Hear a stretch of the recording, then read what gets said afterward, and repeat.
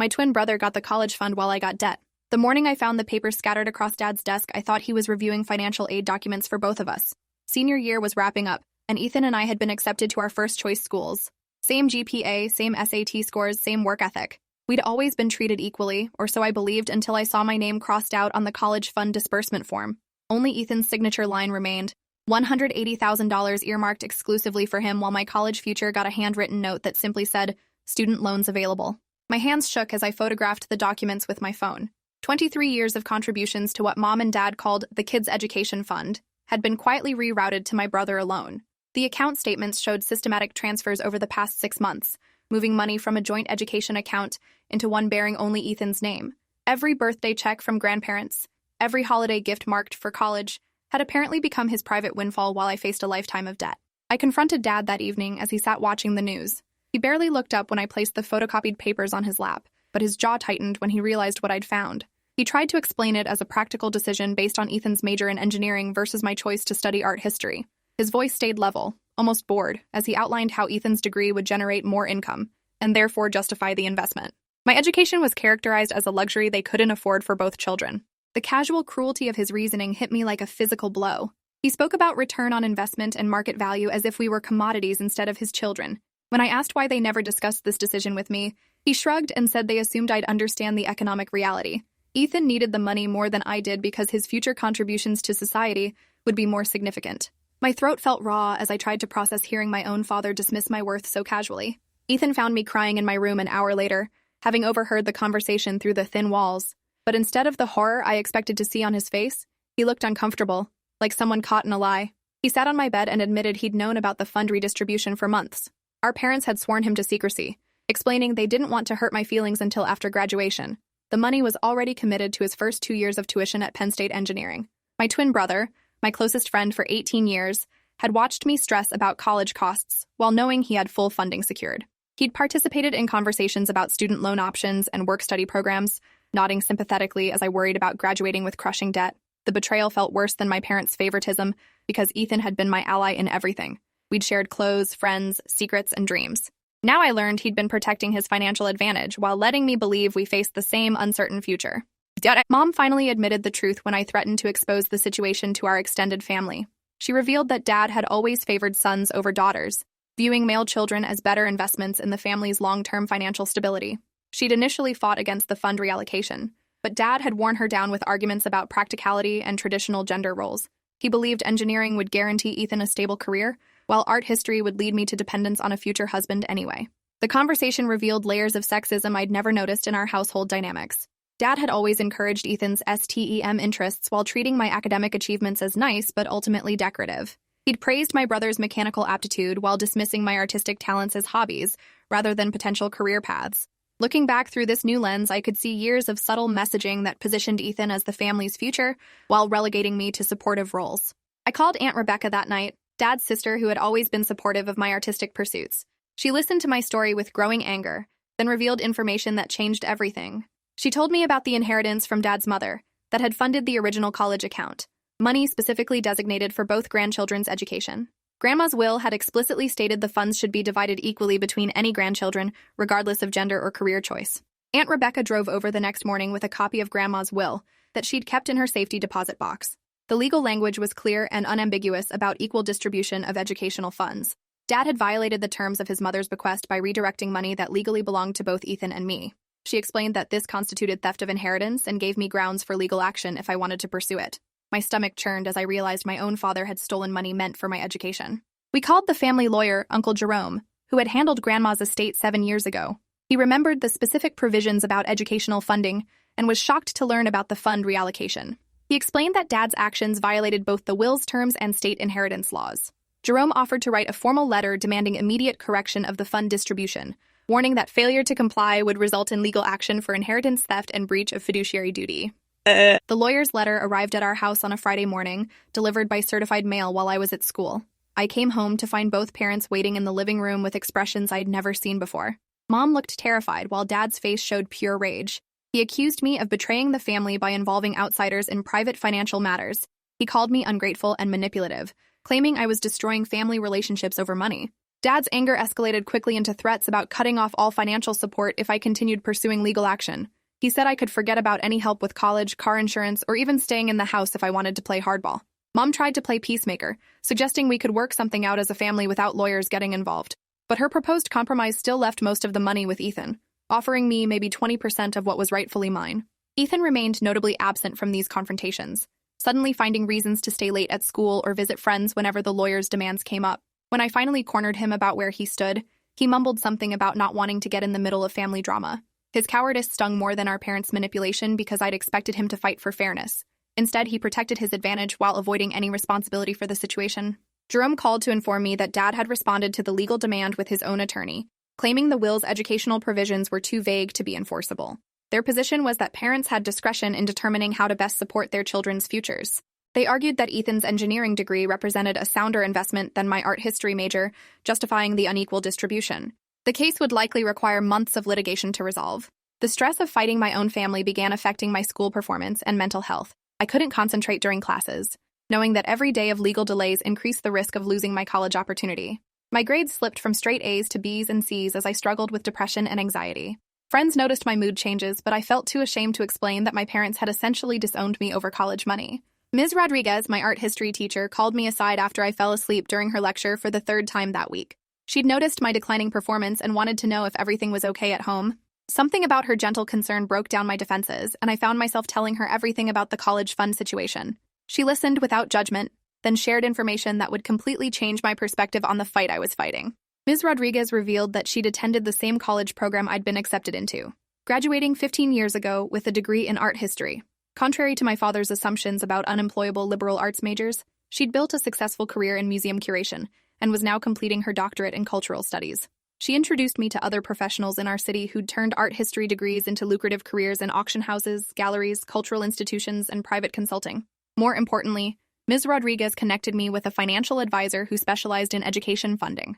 Maria Santos reviewed my situation and discovered multiple scholarship opportunities specifically available to students from my demographic and academic background. She identified grants, work-study programs, and need-based aid that could cover most of my college expenses without requiring family contributions.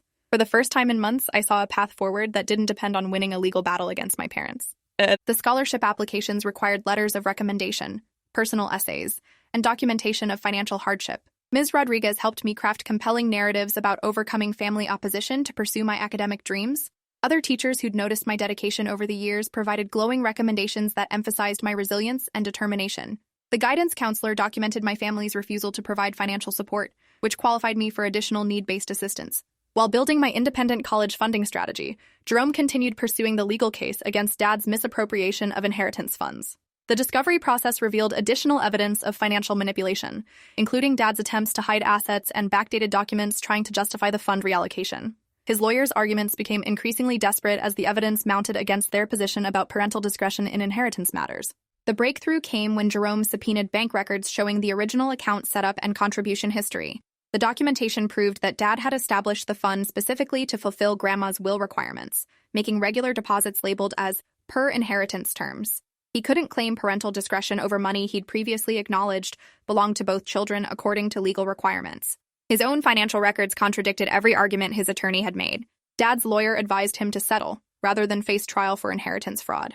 The mediation session was scheduled for early May, just weeks before high school graduation. I felt sick walking into the law office conference room where my parents sat across from me like adversaries instead of family.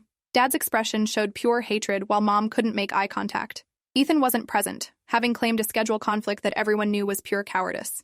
The mediator outlined the evidence against Dad's position and explained the potential criminal charges for inheritance theft. Dad's attorney recommended accepting a settlement that restored my equal share of the education fund plus legal fees and damages for the months of delay. The total amount came to nearly $95,000, which represented my rightful inheritance plus compensation for their attempts to defraud me. Dad signed the agreement with shaking hands, his face gray with rage and defeat, but the victory felt hollow because it came at the cost of destroying my family relationships. Mom tried to hug me after the settlement was signed, claiming she was proud of me for fighting for my rights. I stepped away from her embrace, explaining that I couldn't forgive her complicity in Dad's scheme. She'd had months to do the right thing before lawyers became necessary, but instead chose to protect Dad's favoritism over her daughter's future. Ethan finally called me the night after graduation, claiming he wanted to apologize and rebuild our relationship. but his words revealed more self-interest than genuine remorse. He was worried about how the family drama would affect his college experience and wanted to make sure I wouldn't cause problems with mutual friends or extended family members. His primary concern was protecting his reputation, rather than acknowledging the pain his silence had caused me. I started college that fall with my education fully funded through the settlement money, plus additional scholarships I'd earned through merit. My art history program opened doors to internships at prestigious museums and galleries, connecting me with professionals who valued creativity and cultural knowledge. Dad's predictions about unemployable liberal arts majors proved completely wrong as opportunities multiplied throughout my academic journey. The irony became apparent during my sophomore year when Ethan struggled with his engineering coursework and changed majors twice before settling on business administration. His guaranteed career path in STEM fell apart when he discovered he lacked both the mathematical aptitude and genuine interest required for engineering success. Meanwhile, I thrived in my chosen field, earning recognition for research projects and building relationships with mentors who saw real potential in my work. By junior year, I had secured a paid internship at a major metropolitan museum, while Ethan worked retail jobs to supplement his declining academic performance. The college fund that was supposed to guarantee his success couldn't compensate for lack of passion or natural ability in his chosen field. My parents' investment strategy had backfired spectacularly, proving that money alone doesn't determine academic or career success. The museum internship led to a full-time position immediately after graduation, starting at a salary that exceeded many entry-level engineering positions. My art history degree opened doors to work I genuinely loved while providing financial stability my parents hadn't believed possible. 3 years later, I was promoted to assistant curator with responsibility for major exhibitions and acquisitions. Dad never acknowledged that his assumptions about my career prospects had been completely wrong. He maintained his resentment about the legal settlement, treating family gatherings like hostile negotiations whenever I attended. Mom made occasional attempts at reconciliation, but her efforts felt performative rather than genuine. She wanted the appearance of family harmony without addressing the fundamental issues that had caused our estrangement. Ethan eventually graduated with mediocre grades and struggled to find employment that matched his inflated expectations. The engineering degree he'd abandoned left him overqualified for entry-level positions, but underqualified for anything requiring actual technical skills. He moved back in with our parents after college, working a series of temporary jobs while claiming he was still exploring career options. The college fund that had caused so much family destruction ultimately benefited neither of us in the way our parents had intended. Ethan's education provided him with credentials but no direction, leaving him more dependent on family support than ever. My education, funded through legal action and merit-based aid, gave me both skills and purpose that led to genuine independence and career satisfaction. 5 years later, I've built a life completely separate from my family's toxic dynamics. My success in museum work has led to consulting opportunities and graduate school acceptance for a fully funded doctorate program. The art history degree my father dismissed as worthless has provided me with financial security, professional recognition, and work that brings daily satisfaction. The settlement money that restored my rightful inheritance has been carefully invested and grown substantially. I've used portions of it to fund my graduate education and establish an emergency fund that ensures I'll never again be vulnerable to family financial manipulation. The remainder sits in accounts that will eventually fund my own children's education, with legal protections to prevent any repeat of my parents' favoritism. Ethan remains financially dependent on our parents, still living in their basement at age 27, while pursuing various get-rich-quick schemes that never materialize. The college fund meant to secure his future instead enabled learned helplessness and unrealistic expectations about career success. His advantages became disadvantages when he never learned to fight for opportunities or develop genuine skills. Last month, Mom called to tell me that Dad's health was declining, and he wanted to reconcile before potential medical procedures. She claimed he regretted the college fund situation and wanted to make amends for his favoritism. But when I asked if he was prepared to acknowledge that his assumptions about our careers had been completely wrong, she hesitated. His pride still prevented him from admitting that his daughter had achieved everything he'd believed impossible. I told Mom I was willing to have a conversation with Dad if he could honestly acknowledge the damage his sexism had caused our family. But I wouldn't participate in a reconciliation that required me to pretend his actions had been understandable or forgivable. True healing would require him to confront his prejudices and take responsibility for destroying our relationship over his misguided beliefs about gender and career potential. The call ended with Mom promising to talk to Dad about my conditions, but I haven't heard back from her. I suspect he's unwilling to admit that his investment strategy was based on sexist assumptions rather than financial wisdom. His pride remains more important than rebuilding relationships with his daughter, even as his health fails and time runs short. I've made peace with the likelihood that we'll never reconcile because the fault lines in our relationship run too deep for superficial apologies to bridge. Dad's favoritism wasn't just about money, it was about fundamental beliefs about my worth as a person. No amount of career success or financial independence can undo the knowledge that my own father saw me as less valuable than my brother simply because of my gender. 2 years after graduation, Ethan finally found stable employment, but only after I recommended him for an entry-level position at a company where I had professional connections. The irony wasn't lost on either of us that my supposedly worthless degree had opened doors his expensive education couldn't access. He never thanked me for the referral, but he took the job and has managed to keep it through mediocre performance and family connections. The museum work that my parents dismissed as impractical has led to speaking engagements, published research, and consulting opportunities that have made me financially independent before age 30. My art history expertise is valued by collectors, auction houses, and cultural institutions willing to pay premium rates for specialized knowledge. The career Dad predicted would lead to financial dependence instead provided me with multiple income streams and professional autonomy. Meanwhile, the engineering path that was supposed to guarantee Ethan's success has left him struggling with student loan payments on an education that didn't match his abilities or interests. The college fund that was meant to secure his future instead enabled poor decision-making and unrealistic expectations. Money couldn't compensate for lack of passion, natural aptitude, or genuine commitment to his chosen field. The legal victory that restored my inheritance came with a cost I'm still calculating 15 years later. I won the financial battle, but lost my family relationships, trading security for belonging. Some nights I wonder if the money was worth the permanent estrangement from parents and brother. Other days I'm grateful I learned early that their love was conditional on maintaining their control and accepting their diminished expectations for my life. Building a career and financial independence without family support required developing resilience and self-reliance that ultimately made me stronger. The adversity that was meant to limit my options instead expanded them by forcing me to create opportunities rather than wait for them to be handed to me. Fighting for my inheritance taught me to fight for everything else I wanted in life. Today I own my home, travel internationally for work and pleasure, and have savings that ensure I'll never need to depend on anyone else for financial security. The education my parents tried to deny me opened doors to a life of intellectual fulfillment and material comfort. Their attempt to control my future through financial manipulation ultimately freed me from their limiting beliefs about what I could achieve. The college fund that was supposed to secure both our futures instead taught us that money without wisdom, opportunity without character, and advantages without effort guarantee nothing.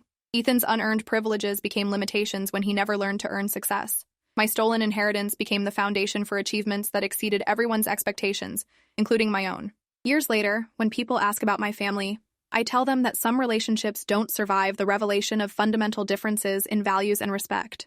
The parents who tried to steal my future taught me that love must be earned through actions, not assumed through biology. The brother who chose money over loyalty showed me that shared DNA doesn't guarantee shared character. The settlement that restored my inheritance was just the beginning of building a life free from their toxic dynamics and limited expectations. Every success since then has been proof that their beliefs about my potential were wrong, while their favoritism revealed truths about their character that no amount of reconciliation can erase. Some battles are worth fighting, even when winning means losing the people who forced you to fight in the first place. Appreciate you watching this far. If you enjoyed it, drop a like, leave a comment, and subscribe so you won't miss the next story.